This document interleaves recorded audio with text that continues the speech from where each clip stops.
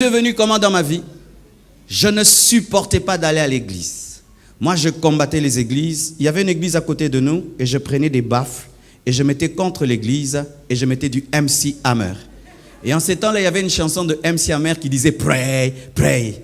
Il rappait sur la prière, mais pour le diable. Et je leur mettais maintenant « Priez, priez » de MC Hammer. Et le pasteur là était pauvre. Il n'avait même pas de baffle, ni de micro. Il sortait et me disait « Marcelo, toi, arrête ta musique ». J'ai dit « Oh, pasteur, que ton Dieu t'achète des baffles. Ici, c'est chez nous. » Et il me maudissait.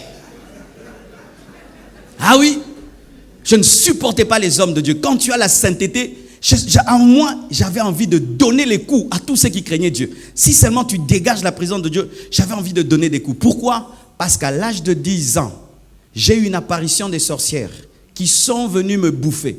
Vous qui ne croyez pas que la sorcellerie existe, que les démons existent, que le diable existe, vous vous trompez. J'étais endormi sur mon lit et j'ai vu traverser le mur des femmes, une dizaine de femmes, habillées en cagoule, en train de chanter en swahili. Le swahili, c'est l'une de nos langues au Kivu, parce que j'ai grandi au Kivu. Elles chantaient en swahili, Wangu Marcelo, Ndakula Marcelo. C'est-à-dire, Marcelo est à moi, je vais manger Marcelo. Et pendant que ces femmes chantaient, mes frères, elles jouaient un tam-tam. Vous voyez les tam-tams du village là? Je vous dis, dans la coutume africaine, il y a beaucoup de sorcellerie. Hein? C'était, tu sens vraiment un tam-tam satanique. Et il y avait une casserole dans le vide qui était en train de bouillonner sans feu. Ah oui, la lévitation. Et qui bouillonnait dans le feu, sans feu. Et j'ai vu mon esprit aller dans la casserole. Plus elle chantait, plus je sentais mon esprit aller dans la casserole pour être mangé. J'étais bloqué, paralysé. Je n'arrivais même pas à causer avec mon frère qui dormait avec moi. Je ne pouvais même pas le bouger. J'étais éveillé. C'est pas que je dormais, je voyais, je vivais en live l'expérience. Et en ces temps-là, je priais quelque part. J'évite de citer le nom parce que je suis en cessez-le-feu. Je priais quelque part. Alors quand je priais là-bas, on n'avait que 2 prières. Soit tu salues maman, soit tu dis notre Père. J'ai salué maman. Maman ne m'a jamais répondu. J'ai resalué. Resalué, je vous dis, maman vraiment ne répondait pas. Arrêtez de saluer maman.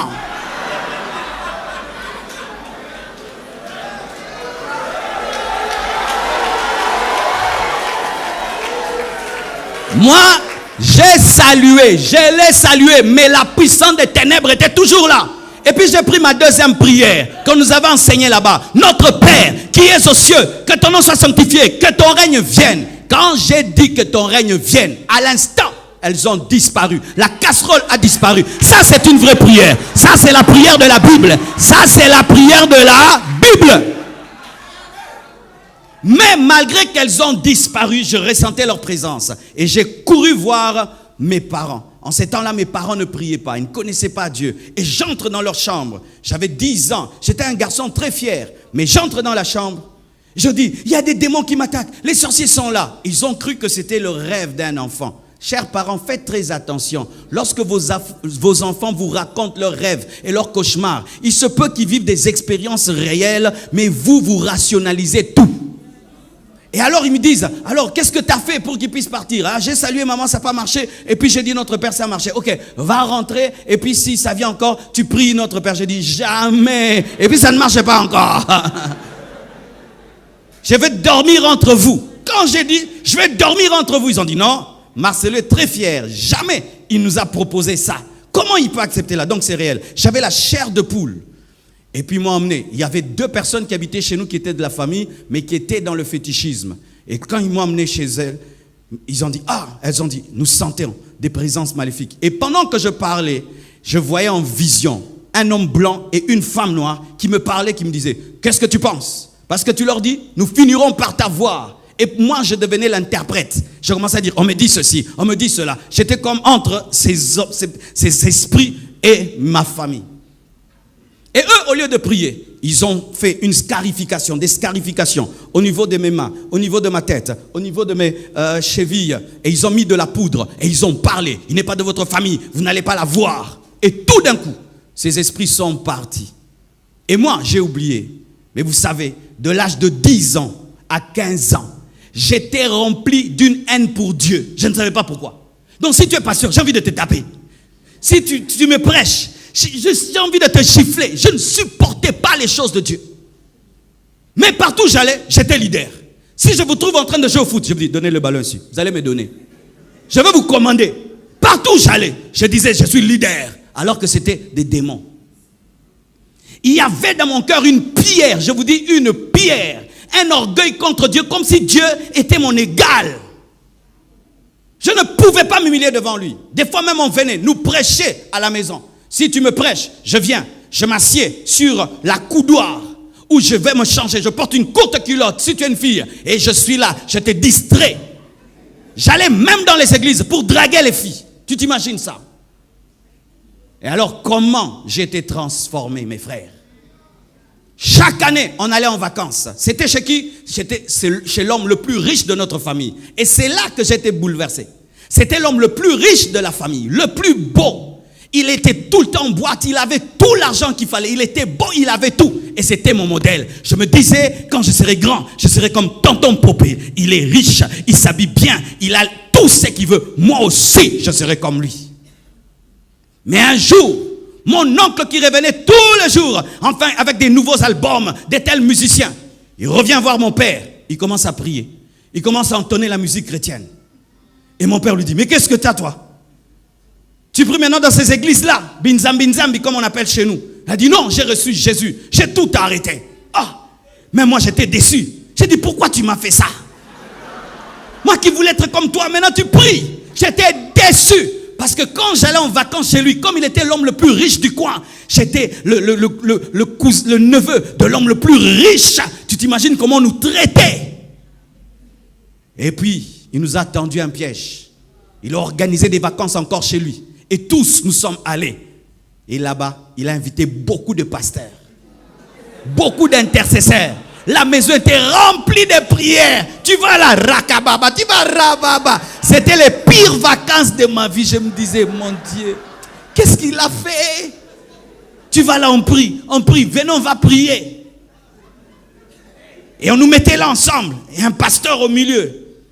Et puis il nous faisait prier l'un après l'autre. Et puis il ferme les yeux. Et puis il dit, le frère Marcelo va prier. J'ai fait ça. Priez. Moi, votre frère, je ne suis pas votre frère. Même par respect, je n'ai pas osé faire la prière. Et puis il ouvre les yeux. Marcelo prie. J'ai dit, moi, je ne suis pas frère. Prie toi-même, pasteur. Il a prié. Et puis il dit, Marcelo, pourquoi tu es comme ça avec Dieu? J'ai dit, pasteur, regarde, dans votre église là, est-ce qu'il y a un métier? Il dit, non. Pourquoi tu veux que ce soit les premiers métiers de l'église? Tu vois, nous, cette peau ne prie pas. Nous, on aime pudique, on aime les femmes. Tu connais, non? Alors moi, si je commence, je vais abandonner. Ça ne sert à rien. Moi, je ne peux pas prier. Je suis mauvais. Va prêcher les autres. Ouais. Moi, j'étais toujours sincère. Depuis que j'étais païen. Toujours sincère. Toujours sincère. Et vous savez comment Dieu m'a eu? Dites atmosphère. Maman, lorsque les choses vont mal dans ta maison, même si les enfants ne t'écoutent pas, change l'atmosphère. Change l'atmosphère, change l'atmosphère. Il y avait l'atmosphère de la présence de Dieu partout. Alors un jour, je vais me laver pour m'habiller, sortir voir ma copine et j'entre dans la salle de bain. Normalement, je finis de prendre mon bain, je vais sortir de la salle de bain. Devant la porte, je vois une forte lumière, mes frères. Une forte...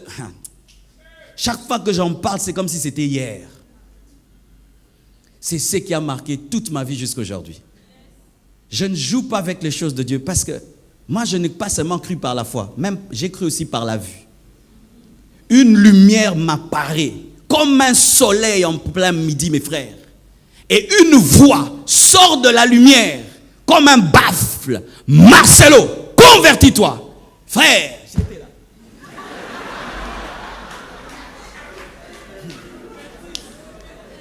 J'avais mon essuie sous mes reins. Et j'étais là. Il se dégageait de cette présence deux choses, la sainteté et l'amour.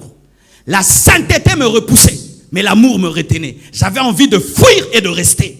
Je sentais à la fois qu'il m'aimait beaucoup, mais je sentais à la fois qu'il était trop pur pour que je reste là. Il m'a dit, Marcelo, convertis-toi. Et j'ai répondu à la voix. On se convertit comment?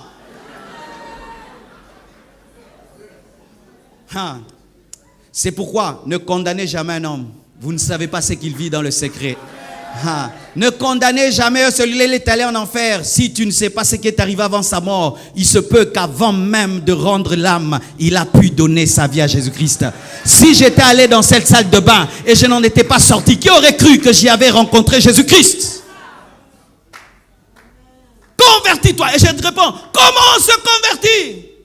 Et puis il me répond, souviens-toi des paroles de mon serviteur Jean. Jean, c'était le seul pasteur qui tolérait mon orgueil et qui arrivait quand même à m'aimer. Continue à aimer ce païen-là, qui t'insulte, qui crache sur toi, qui te ridiculise quand tu vas prêcher chez lui. Continue à l'aimer, continue à le prêcher. Il se peut qu'il sera un grand serviteur de Dieu. Et Jean me prêchait toujours. Et Jean m'avait dit ceci, Marcelo, si tu fais un pas, Dieu fera 9 pas pour toi. Parce que je lui disais, Jean, moi je ne veux pas être moins sérieux avec Dieu. Je ne veux pas commencer puis abandonner. Il m'a dit, Marcelo, Dieu ne te dit pas de te changer toi-même. Tu ne peux pas te changer. Donne-lui seulement ta vie et lui va faire le reste. Et la voix me rappelle la prédication de Jean. Fais un pas, Dieu fera le 9. Toi seulement crois. Et moi, je n'ai pas fait les prières d'acceptation. Je ne veux pas choquer quelqu'un, amen, hein? Mais je dois dire la vérité parce que Paul n'avait pas fait la prière d'acceptation. Il avait eu la révélation que Jésus est Seigneur. Beaucoup de gens font des récitations sans révélation. C'est pourquoi nous avons des faux chrétiens dans les églises. Seigneur Jésus, mais il n'y a pas de révélation. Quand cette voix m'a parlé et m'a dit, souviens-toi des paroles de mon serviteur Jean. Et je me suis directement souvenu que Jean m'avait dit, si tu fais un pas, Dieu fera 9 pas. Mes frères, je ne sais pas ce que j'ai dit. J'ai seulement commencé à pleurer. Pleurer. J'ai ouvert la porte. Je suis sorti calme de la salle de bain. Les gens ne comprenaient pas parce que c'était moi la star des vacances, la star. Je suis sorti et je suis allé m'habiller. Après, je suis allé dormir. Et puis j'ai cherché une Bible après. Je l'ai ouvert comme ça, je ne connaissais pas la Bible. J'ouvre. Tout ce que j'ouvre tombe sur moi. J'ouvre ici, ça me touche. J'ouvre là, ça me touche. J'ai dit, ça c'est quel genre de livre qu'on écrit pour moi? Et c'est quoi? Donc ça me touchait à un niveau. Et puis j'ai déposé la Bible. Ça me faisait trop mal. Et à l'instant, mes frères, tu t'imagines, tu te convertis aujourd'hui. Tu as une expérience de Jésus. Mais à l'instant, quand seulement je dors, je vois des nains, petits comme ça, tout noirs, qui volaient dans les airs. Des milliers qui parlaient 3 langues au même moment. Le français. Ne sois jamais orgueilleux de parler français. Les démons parlent aussi français. Le lingala et le swahili. Et me parlaient aussi. Pourquoi tu t'es converti en français? En lingala, en swahili, Dieu anini. 3 langues au même moment. Et ces esprits venaient en colère, en trombe, sont entrés dans ma chambre. Et j'ai vu que ces esprits venaient des villages. C'était quoi? Quand j'avais 10 ans. Quand j'avais 10 ans, la poudre qu'on avait mis en moi, c'était des esprits du village qu'on avait mis en moi. Et ces esprits-là, donc pendant 5 ans, étaient avec moi. Ce sont ces esprits qui me rendaient orgueilleux, incrédule, jaillissaient Dieu. Comme tu es là, il y a certaines choses que tu fais, ce sont les démons. Ce sont les démons qui te poussent à mener cette vie. Tu penses que c'est ton caractère, alors que ce sont des démons. Et ces esprits se sont manifestés directement. Mes frères, ces esprits se sont retrouvés en dehors de moi. Sans prière de délivrance, lorsque ta conversion est profonde, les démons partent. Je te dis la vérité, quand ta conversion est profonde, les démons partent. Les chrétiens aujourd'hui, on les délivre, on les redélivre. Pourquoi? Vous n'êtes pas profond dans votre repentance. Jésus a dit, le prince de ce monde vient, mais il n'y a rien de lui en moi. Et ces esprits sont venus, comme s'ils contrôlaient ma vie. Et quand ils sont venus, ils m'ont pris pour me tuer. Mes frères, l'homme est réellement un esprit possédant une âme habitant un corps. Touchez vos corps. Une enveloppe, mes frères. Une statue. Une statue, ce corps. Il suffit que l'âme quitte ce corps. C'est une statue. Une statue. Quand ces esprits sont venus, j'ai vu que ces esprits me sortaient de mon corps. Mes frères, et je commençais à mourir. C'est pas que j'ai fait un voyage astral, hein? Amen. Hein? Je commençais à mourir et j'ai vu mon corps étendu sur le lit. Et j'ai vu, parce qu'on était dans une chambre avec plusieurs frères et sœurs, et je les entendais causer, rigoler, parler. Je voulais leur parler, mais je n'arrivais pas. Ce jour-là, j'ai expérimenté que le salut est individuel. Vous qui avez des péchés de groupe, vous commettez une grosse erreur. Vous qui péchez en groupe, vous qui vous opposez à Dieu en groupe, vous qui menez des choses de groupe, ce jour-là j'étais seul et je ne pouvais parler à personne. C'était ma vie, c'était mon expérience, c'était mon expérience, c'était mon expérience. Et quand je partais, je me suis souvenu parce que je ne connaissais pas la parole. Ma bouche physique était fermée. Ma bouche physique ne parlait pas. Il n'y a pas qu'une bouche physique, il y a aussi une bouche spirituelle. Je me suis souvenu, on m'avait raconté que quelqu'un un jour était allé dans un cimetière et puis il était attaqué par des démons. Il a crié au nom de Jésus-Christ, il était délivré. Cette histoire m'est revenue. J'ai crié Jésus. Jésus dans mon esprit. Tous ces démons m'ont lâché. Le nom de Jésus est élevé au-dessus de tout autre nom. Le nom de Jésus ne devient pas puissant lorsque tu le cites 2 fois, 3 fois, 4 fois. Le nom de Jésus ne devient pas puissant lorsqu'il est cité par un pasteur. Le nom de Jésus est puissant. C'est le nom qui est élevé au-dessus de tout autre nom. Il a reçu le nom qui est élevé au-dessus de tout autre nom, afin qu'en son nom, tout genou fléchisse au ciel, sur la terre et sous la terre, et que toute langue confesse qu'il est Seigneur, à la gloire de Dieu le Père. Mes frères, je ne connaissais pas tout ce que je viens de dire. J'avais seulement entendu le nom de Jésus. Quand j'ai dit Jésus, ces esprits m'ont lâché et je suis retombé dans mon corps. Mes frères, ce corps pèse. Ce corps, il pèse. Je suis retombé. J'étais un bébé. J'ai crié, les démons sont là. Tout le monde a fui. Tout le monde. Sortez-moi aussi. Je les délivrais, mais j'ai fuyé.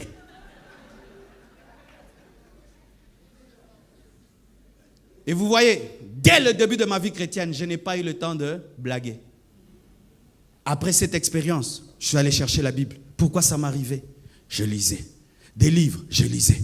Tout, je lisais. Je savais que le monde spirituel existe. Je savais que Jésus existe, que le diable existe. Je savais que la vie après la mort est réelle. Je savais tout ça dès le début de ma vie chrétienne. Et si même il faut que je parle d'autres expériences, quand Dieu m'a appelé, tout le reste, il y a tellement de choses à dire. Mes frères, serviteurs de Dieu, tu ne dois pas servir Dieu parce que l'autre le sert. Tu ne dois pas servir Dieu par compétition, par rivalité. Tu ne dois pas servir Dieu par envie. Ça fait bien d'être devant et d'être sur un tapis rouge. Moi aussi, je deviens un pasteur. Qu'est-ce que Dieu t'a dit? Si tu es un civil, tu vas à la guerre, tu vas mourir, mon frère. Est-ce que Dieu t'a mandaté? Est-ce que Dieu t'a parlé? Lorsque Moïse s'est tenu devant Dieu, il a dit, je dirais, qui m'a envoyé? Au nom de qui? Tu vas au nom de qui? Quel est le nom de ton Dieu? Quelle est la révélation de ton Dieu? Quelle est l'expérience que tu as eue? Un homme de Dieu doit avoir une expérience profonde de conversion. Pas d'abord dans l'appel de conversion. Car si ton appel est raté, ton ministère est raté. Nous avons des hommes de Dieu qui ont été des mauvais chrétiens. Des mauvais fidèles. Quand il était fidèle au banc, il ne priait pas. Quand il était fidèle au banc, il n'évangélisait pas. Quand il était fidèle au banc, il était un mauvais frère. Même son pasteur a un mauvais témoignage de lui. Et il devient pasteur. Tu seras un mauvais pasteur. Avant d'être pasteur, tu dois d'abord être un vrai converti. La Bible nous parle d'abord de la conversion de Paul par l'apparition de Christ, ensuite de son envoi. Mais toi, tu es envoyé, mais tu n'étais pas converti. Ainsi, nous avons des bébés spirituels, nous avons des hommes charnels et même des païens devenus pasteurs parce qu'ils parlent bien, il a fait la théologie, il parle le grec, l'hébreu, il parle toutes ces choses, mais pas d'expérience. Et sachez que si tu n'as pas eu une expérience, tu n'amènerais pas les autres à cette expérience-là. C'est pourquoi tu vois un pasteur, il néglige les nouvelles naissances à l'église. Parce que lui-même n'est pas né de nouveau. Mais qu'est-ce que vous avez tout le temps fait recevoir les gens Jésus, hein frère?